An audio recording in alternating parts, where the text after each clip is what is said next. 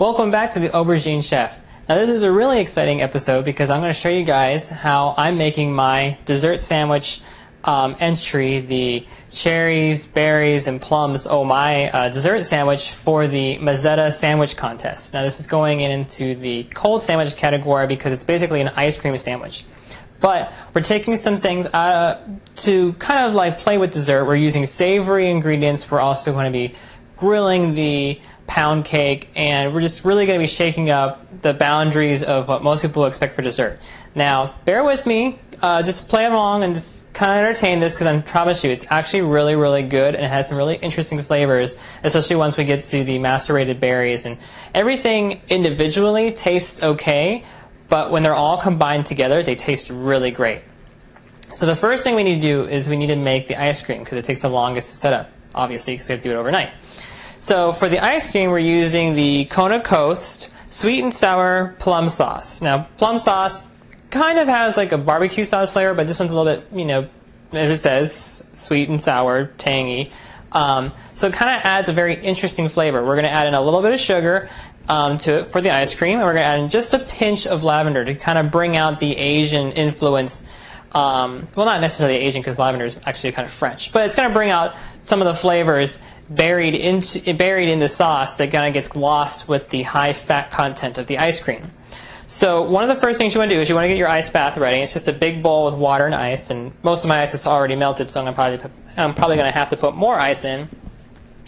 But get that ready because you want to make sure that you have an ice bath so that way you can cool down your creme anglaise because we're making a French style ice cream base, evenly, and it'll help keep the integrity of your sauce so that way it doesn't continue to cook and curdle while it is cooling off and before you put it in the refrigerator. It's also a little bit safer health-wise. So the first step we need to do is we need to weigh out our ingredients. Now in the pot, I have 8 ounces of whole milk, 16 ounces or 1 pound of heavy cream, 3.5 ounces of granulated sugar, and then we're just going to add just a pinch of lavender because lavender is pretty potent. And you want to make sure the lavender you're using is food safe, not anything for aromatherapy because they might have pesticides and whatnot. It's just a pinch. You really don't need a whole lot. All right, go ahead and put this on the stove. Then, in a large bowl, you want to add 8 ounces of whole milk and 3.5 ounces of granulated sugar. So basically you have 1 pound of whole milk and 1 pound of heavy cream. It's just the milk is split up. Now in this bowl and this 8 ounces of whole milk and granulated sugar, we're going to add in 10 egg yolks. And I've already separated 9 egg yolks. I'm going to show you how to separate one more. Alright, so to separate an egg, gently crack it open. And it looks like this one's going to be split sideways, so I'm going to have to use, I'll have to use a different eggshell. That's okay. I saved some. Let the egg white drip down carefully. And you can save the egg whites for a healthy egg white omelet if you want, or for buttercream, or for chiffon. You don't have to just throw it away. And there you go, separated egg. And I like to use a plastic bag because then you can just take it all up. It keeps your table clean for one. And then you can just take it up and just toss it out. So go ahead and add your egg yolks to your whole milk and granulated sugar. And go ahead and whisk that together so it's a nice mixture.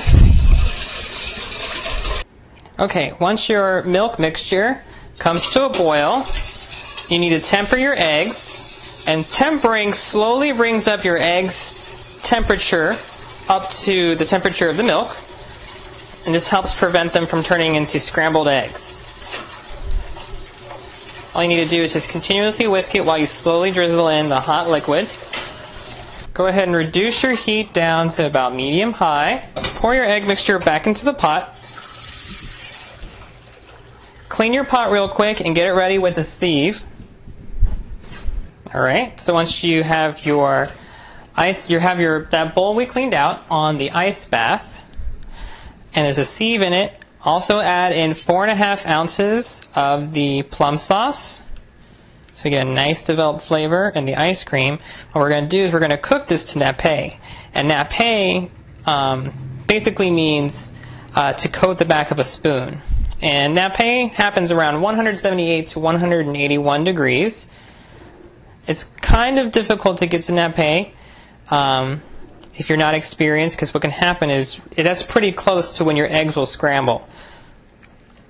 So if you're making this for the first couple times, you might want to use the thermometer and just get to like 178 or 180. The closer you get to 180, the better. And it means your custard will be thicker, but it's also more likely that it will curdle. Alright, once you reach nappe,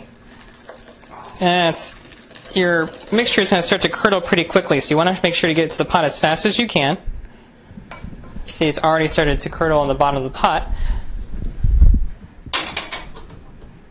But that's why we have the strainer. The strainer is going to help us get rid of some of those curdles. So go ahead and just push it through the strainer into the water bath. Alright, so once you have your ice cream base on the ice bath, go ahead and stir it down until it's cool to touch. We'll probably need to strain it again before we turn it into ice cream, just to get some more of those chunks, if there's any more in here, just because it continues to cook. Remember, we have 4.5 ounces of plum sauce in here. That's why it's turning darker in color. And then once it's cool to touch, we're going to put it in the refrigerator and let it cool down all the way until it's nice and chilled, so that way we can make ice cream on it. Because if it's too hot, our ice cream maker is just not going to let it set up, or not freeze it. Okay, so go ahead and freeze the ice cream in your ice cream maker. Mine's an attachment for my mixer. So how I do is I need to freeze my bowl for at least 15 hours. I usually do it for a couple days so it's nice and cold. I'm just going to pour in all my cold custard. I went ahead and strained it again to get out any additional coagulated pieces that may have set up after I strained it the first time. And then all I have to do is allow the dasher, that's this big plastic paddle, to go ahead and mix it for about 15 to 20 minutes, or until it's nice and light and ice cream-like, basically. Alright, so our ice cream is pretty much ready to take off the mixer. As you can see, it's grown a little bit in volume. That's called overrun, or overage. And that's just basically the air that's being incorporated into the ice cream from the mixing process.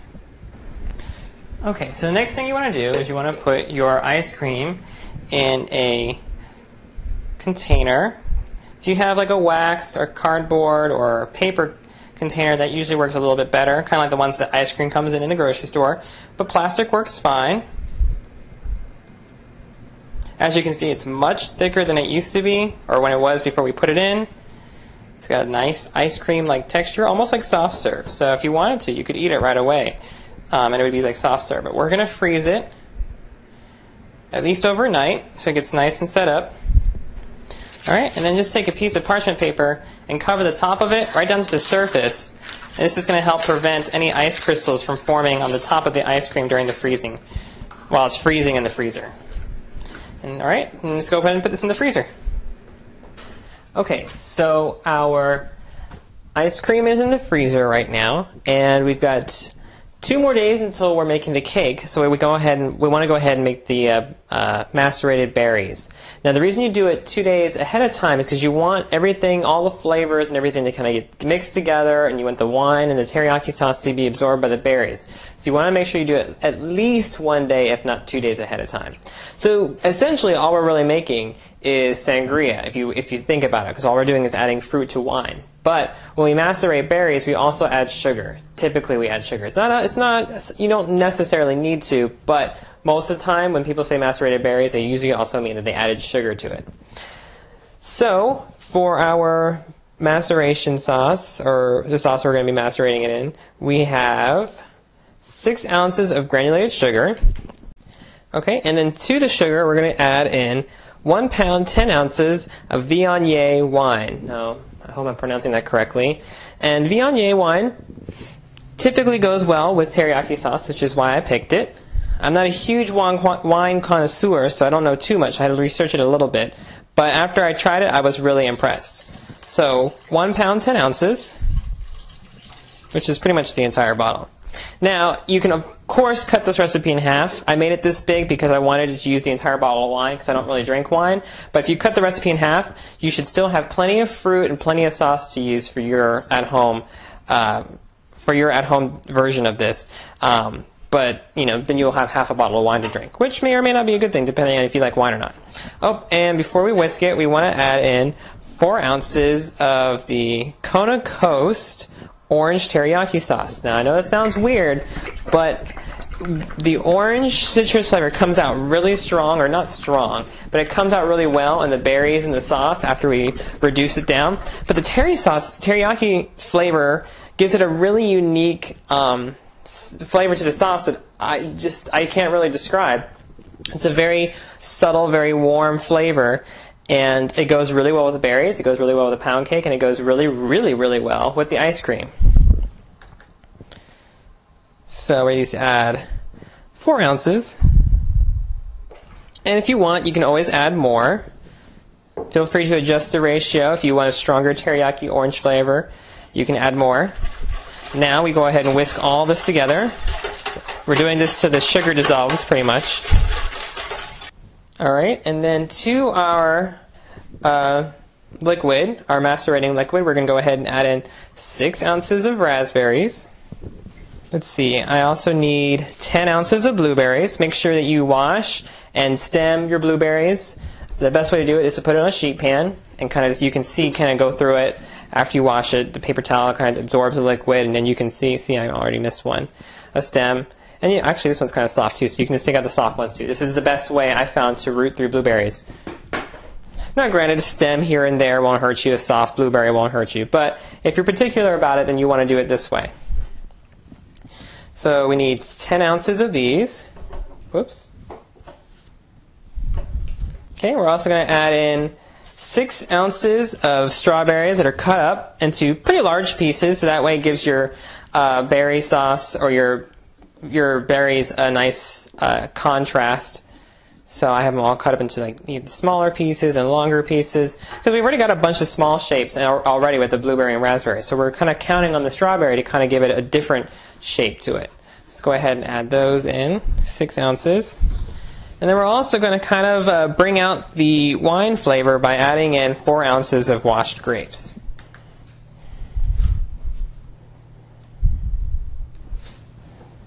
Pretty much just like a couple handfuls of grapes. So you just want to gently whisk this all together, so that way there's everyone's free floating around, no one's blocked from the liquid. And if you want, you can enhance the lavender flavor from the plum sauce ice cream by adding a pinch of lavender or a couple pinches of lavender into the liquid. But I think that that might make it a little bit too strong on the lavender side, and the teriyaki orange flavor is really, really nice. So I think for this, you might want to just consider just leaving it as it is. So we're going to go ahead and put this in the refrigerator for 2 days, and when we come back, we will be making our pound cake. Alright, so our berries have been macerating in our wine and sugar and teriyaki mixture for about 2 days now. So we can go ahead and make our pound cake. Now our pound cake is a maraschino cherry pound cake, and we're using the Mezzetta maraschino cherries. And so what you need to do is you need to take 6 ounces of cherries, or basically the entire jar of cherries, and grind them up in a food processor.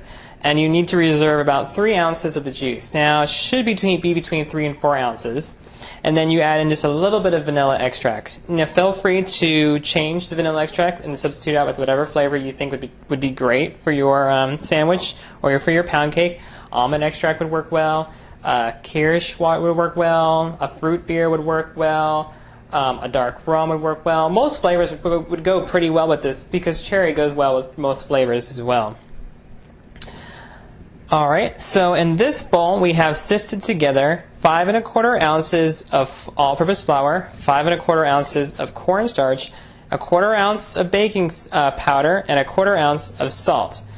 So we took 2 ounces of that and added it to our cherries, our maraschino cherries that were food processed, and we kind of made a paste out of it. So this is basically just 2 ounces of the sifted flour and cornstarch, baking powder, and salt mixture added to this, made a paste out of it. So that way it kind of helps it suspend a little bit better in our pound cake. It's not a guarantee, but it should work a little bit better. Also have 8 3/4 ounces of granulated sugar, and on the mixer already, we have 8 3/4 ounces of unsalted butter at room temperature. And we also have 4 eggs prefer it at room temperature, but if it's a little cold, it won't hurt it too much. So why don't we go ahead, before that, make sure you have your pound cake pan ready.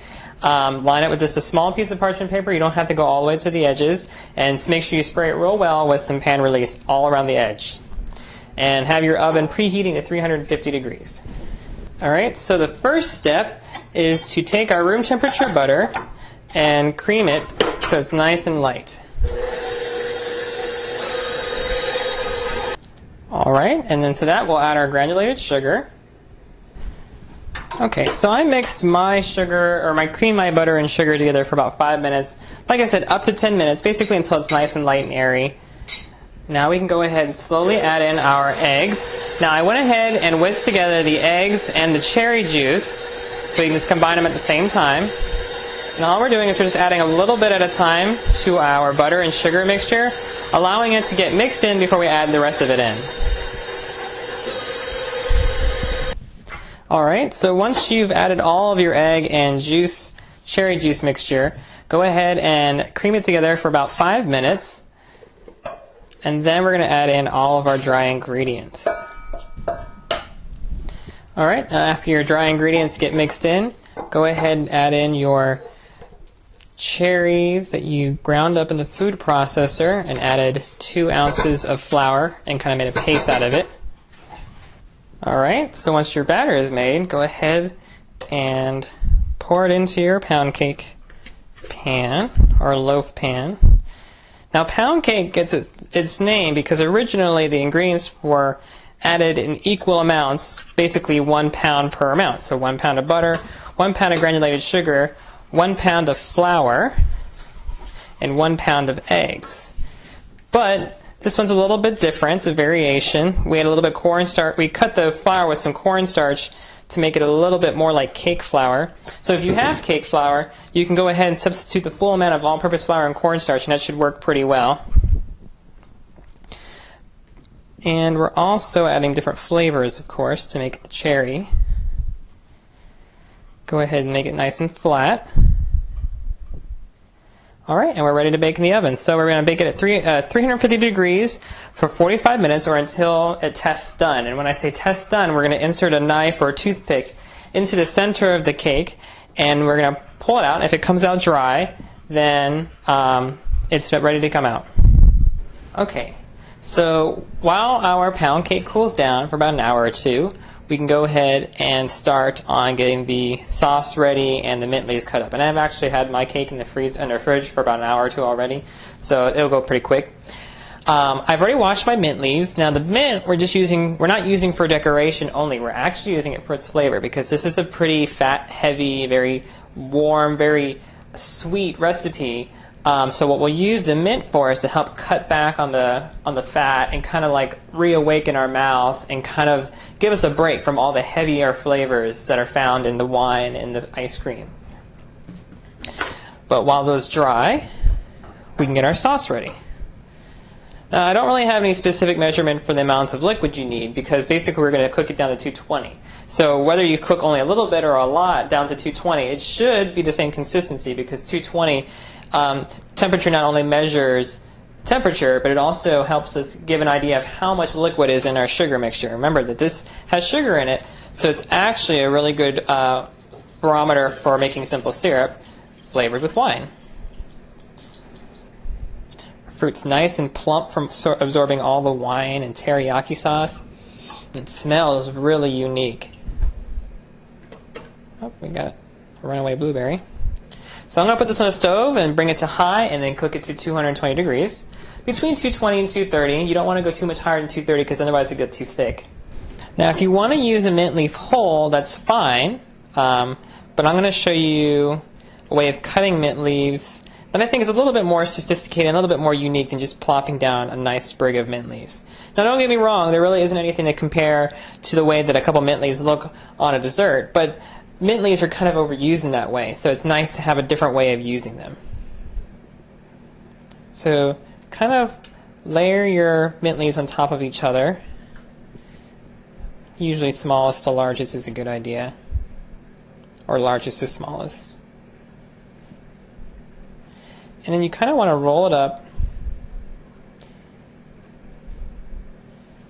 like a roll of parchment paper, or a roll like a carpet, I guess, or a cinnamon roll, since we're talking about food. And then what we're going to do is we're going to chiffonade knot it. And what you're doing is you're just cutting thin strips with a very sharp knife.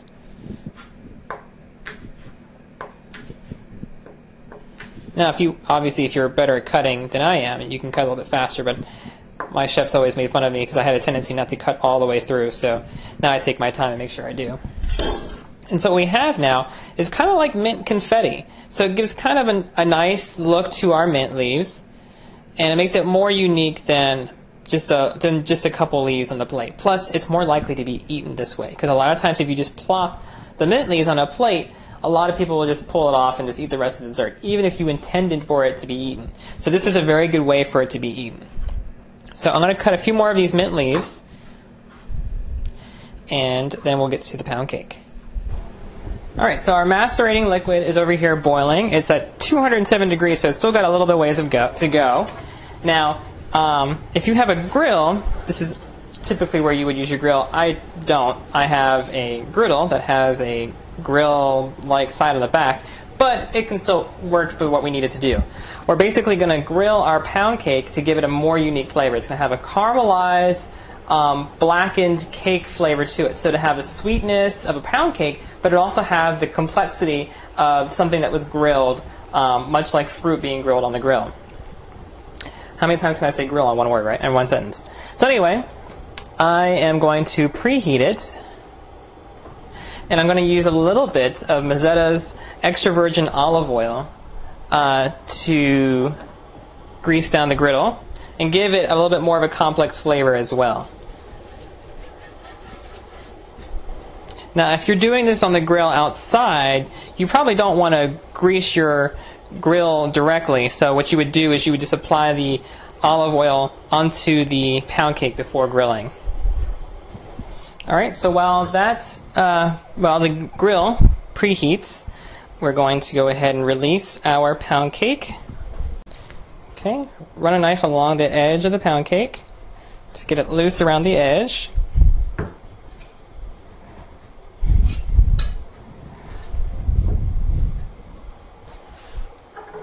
Alright, and it should pop right out. We'll take off the parchment paper. Alright, and we're just going to cut slices of cake approximately the size of a loaf of bread. Now I'm going to cut off the edge. And you can see we've got a nice pink color in our pound cake. And we've also got, we were lucky to get the cherries dispersed throughout, because sometimes the cherries can settle on the bottom. But we were very lucky that the paste worked out very well.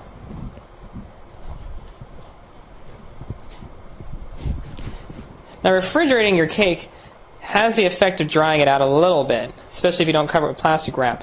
But that kind of works in our favor, so that way it holds its shape better when we're grilling it. Alright, so once your grill has preheated, go ahead and put on your slices of pound cake. You can cut them a little bit thinner if these are a little bit too thick for you. Alright, so once the nice grill lines form on your pound cake, go ahead and flip it over carefully.